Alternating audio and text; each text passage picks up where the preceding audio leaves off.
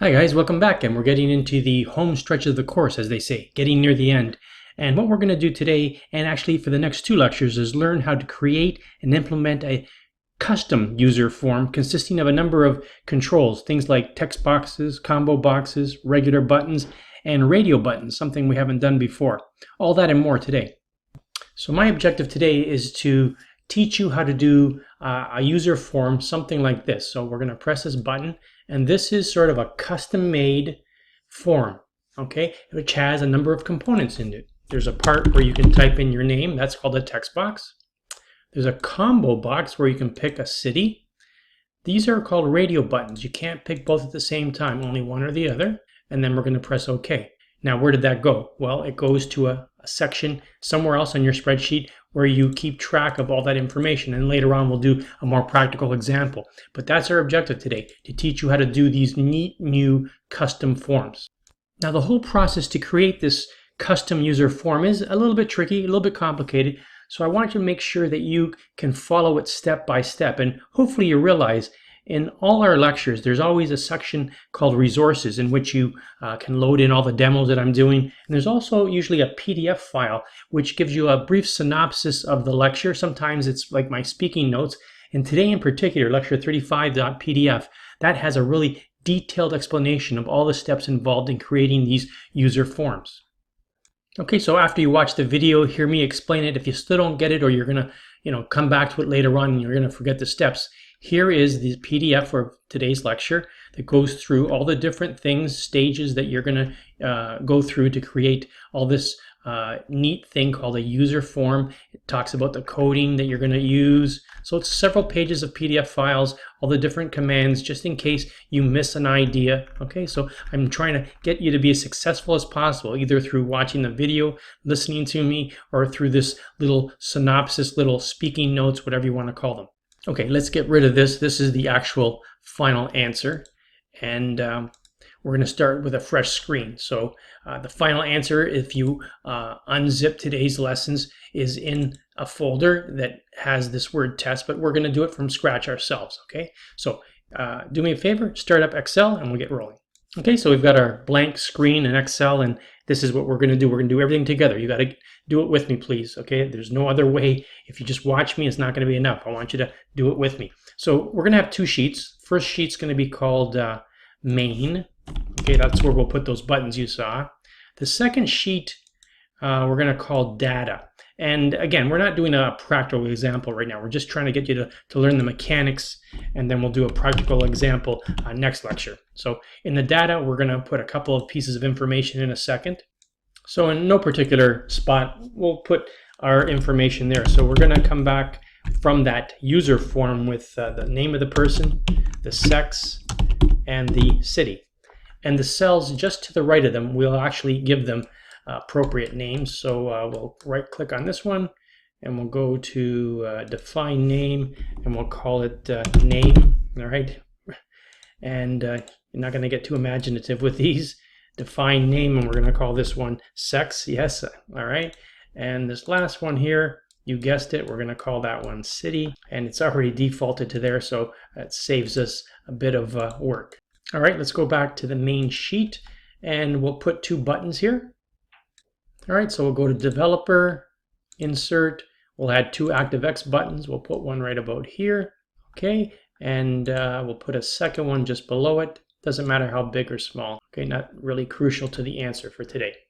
All right, so this one right here we'll call enter data. So we've got to go to properties, and we'll just leave it as command button 1. We're not going to get too formal here, but the caption, I want to type in enter data. That'll make that little form pop up in a second.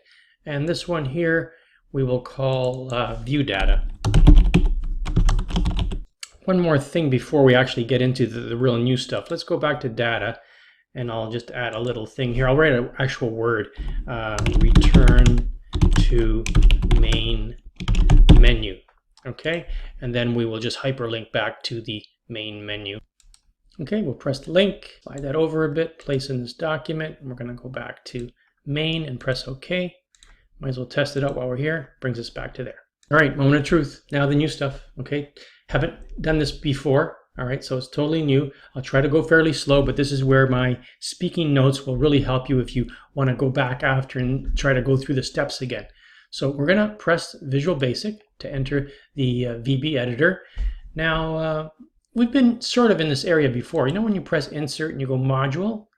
Well, there's a new thing that we're going to press this time, User Form. Whoa, that's kind of neat. So here's a sort of a canvas where you've got this blank screen that we're going to put stuff on. What kind of stuff? This kind of stuff. These are controls specific to this user form. And we're going to drag them in there, put them where we want. It's a kind of a better version of an input box. Instead of having things like combo boxes right on the cells, and it doesn't look very professional, we're going to do it all in this nice little form. Now, you remember properties when you were putting like little buttons on the screen and combo boxes? Properties are really important for this too. And well, we got to know where they are though. So let's right click. Oh, there's properties. And here's our property form. Looks just like the other one. First thing I would do in properties, actually I'm going to widen this just a little bit. Instead of calling it user form, I'm going to call this data entry. That's nice. I can put a little title up here if I want. That's a caption. So we can call this data entry form, and you can see the words changing up here as I type. All kinds of other things you can do here. I'm not going to spend too much time on this because I'm not really into the pretty stuff, but you know, some people like to change the color, all right? And it's totally up to you. If you want to make it kind of a background of yellow, that's fine. There's all kinds of neat things you can do to make it look nice, okay? Now let's start creating our own custom form. And if you remember my initial demo today, I'm going to do basically that one. And the first thing I had up there was the person's name. So I just want to have the title name first. That's called a label. And I'll draw a little rectangle there. And where do you write down the person's name? So right there, I'm going to type in name. Now, the actual proper name for this label, I'm just going to leave as label 1. This is the caption, obviously, and there you see the word name. If you want it bigger, you can change the fonts down here. That's just the style of the font. This will pop up if you want it to be a bigger size. You know, go to it. I'm not going to spend too much time doing that, but just know that it is possible to change the font size and everything else. Now, beside the name was like a little square, almost like what you have where you do an input box. Those are called text boxes. Let's take a look at, oh, there it is right there, a text box. I'm going to draw a little rectangle in here, and this is going to be where we're going to type your name. Now, what you call that text box really important, okay, because we're going to use that in computer programming. So I'm going to call it TXT name. That is super, super important. You have to make sure you name your particular objects properly. This one here is not used in any of the coding. It just makes it look pretty, but this is. So make sure you name it. Next thing I'll do, actually, I'm going to widen this just a little bit more, is I'm going to put down another label here. Okay. And again, this one's not going to do anything, so we're not going to formally name it, but I am going to type in a caption there. And again, it's city. And again, if you want it to be a bit bigger and bold and whatever else you want it to do, we'll go 12, bold, press OK, just to show you that it can be done. What I'm going to do in this one is add what's called a combo box. You know, those things where you press on it, a bunch of different words or numbers appear. So we want to add that right underneath the word city. So this guy right here is the combo box. I'm just going to draw it right in there. And again, got to make sure you name it properly. So I'm going to call my combo box CBO cities. All right. Now we got to fill that combo box up. I'm going to show you how to do it in pure computer programming code in a few minutes. For now, it's going to be empty. I'm going to leave the trickiest one for last. I'm going to throw in 2 more buttons. Where are buttons? Oh, there they are right there. We're going to add a button down here. And we're going to add another one over here. That's going to be the OK and cancel buttons. So this button right here, and I'm actually going to name it BTN OK. And I'm actually going to say the word OK. And then this one is going to be called BTN cancel. And type in the word cancel. Okay, so far so good. Now the last one we're going to put in are called radio buttons. But first we need to drag in a frame control so that we can contain those radio buttons. Okay, so here is a frame, which we'll add. It's like a little container to trap whatever we want in there. And we're not going to really name the frame, but we're going to change the caption, and we'll type in sex there. Okay, that's the first step. Now we're going to place our two little circles in there, one for male and one for female. Okay. Now, Visual Basic likes to call the radio buttons option buttons, but radio buttons is the more common terminology for it. And actually, when I name this first radio button, I'm going to call it RDO male. And I'm actually going to have to write down the word male so that you know that that's for male. This one I will call RDO female. And I'll change the caption to female.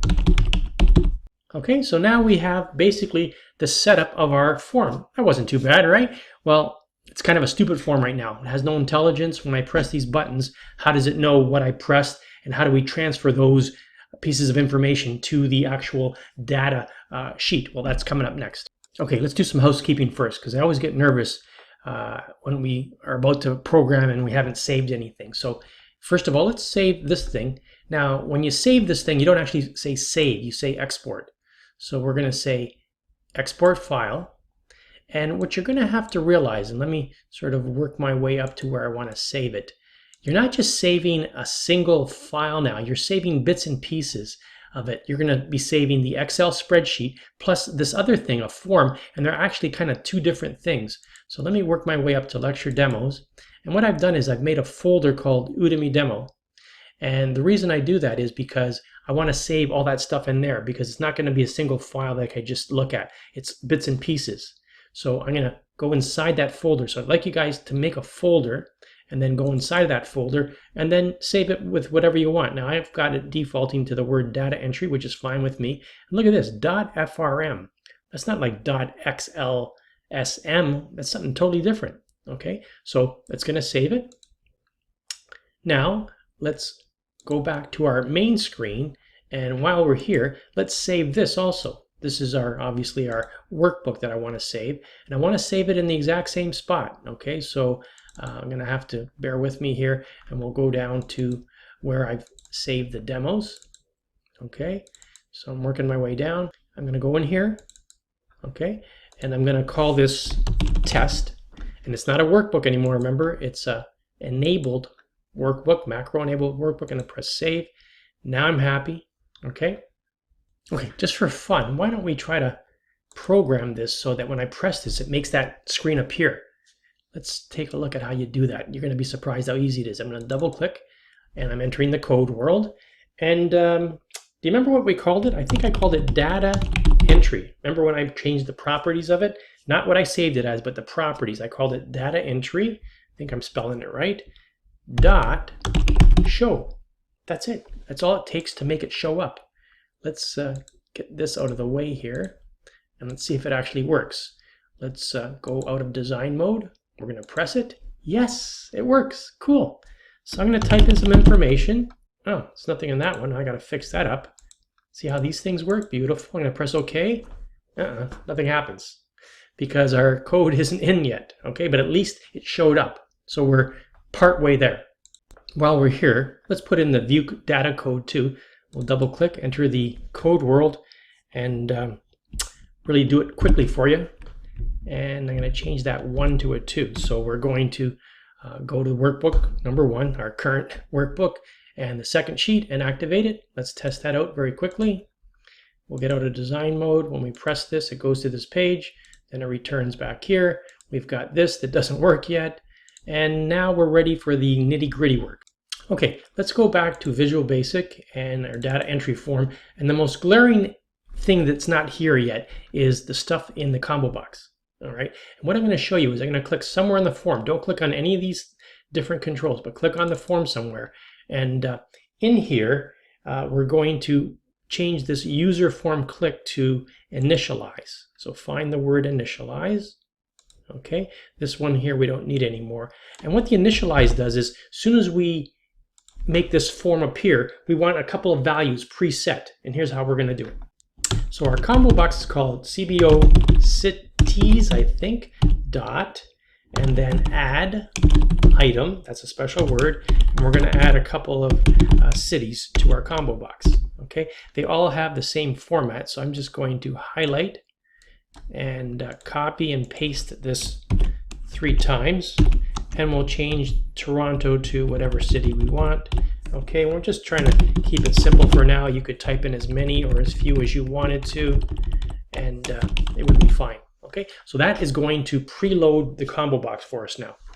Now I need to prove it to you, right? So don't just trust me. Let's actually show you how it works for real. So I'm going to press enter data, and now when you press down, there's all the cities. Now they get registered, but still these buttons do not work. They are still stupid. We got to fix those. Next. Okay, cancel button's pretty easy. We're going to double click on the cancel button. Basically what happens when you press the cancel button, I want that form to disappear. So the form is called data entry, and you know how we showed it? Well, the opposite of show is hide. That's all it takes to hide it. But you know what? I actually want more than that. I want to hide the form, but I want to go back to the beginning.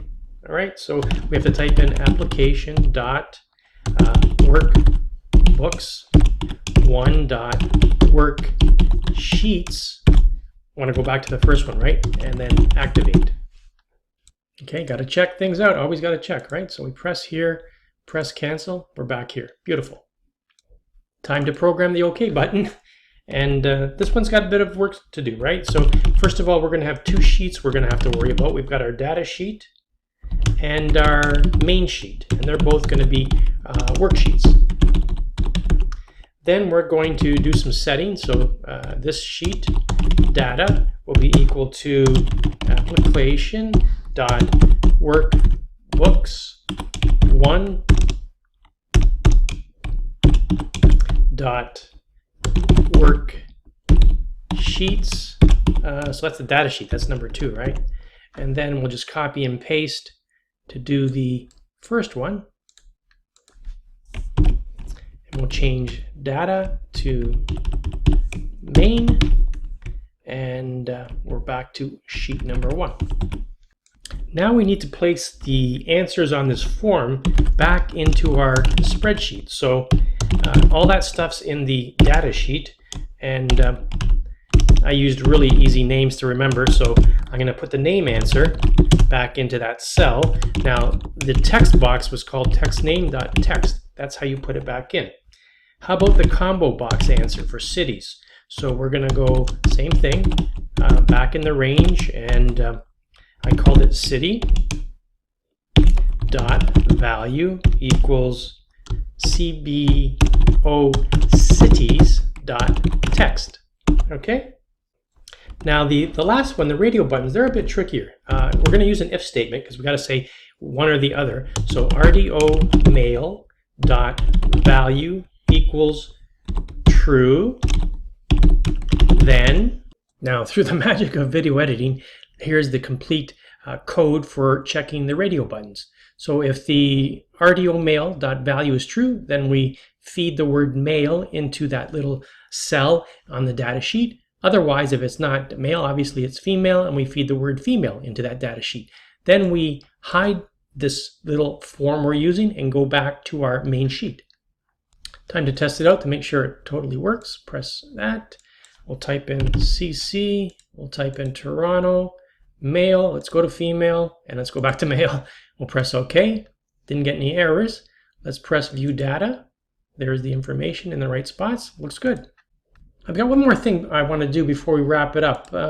When the workbook actually starts up, I want to make sure it goes to the main screen. Sometimes it goes to the data page, depends on how it was saved. So I'm going to double click on workbook, and we've done this before. We're going to go to workbook, open, yes, and in there I'm just going to add one line, application dot workbooks 1 worksheets 1.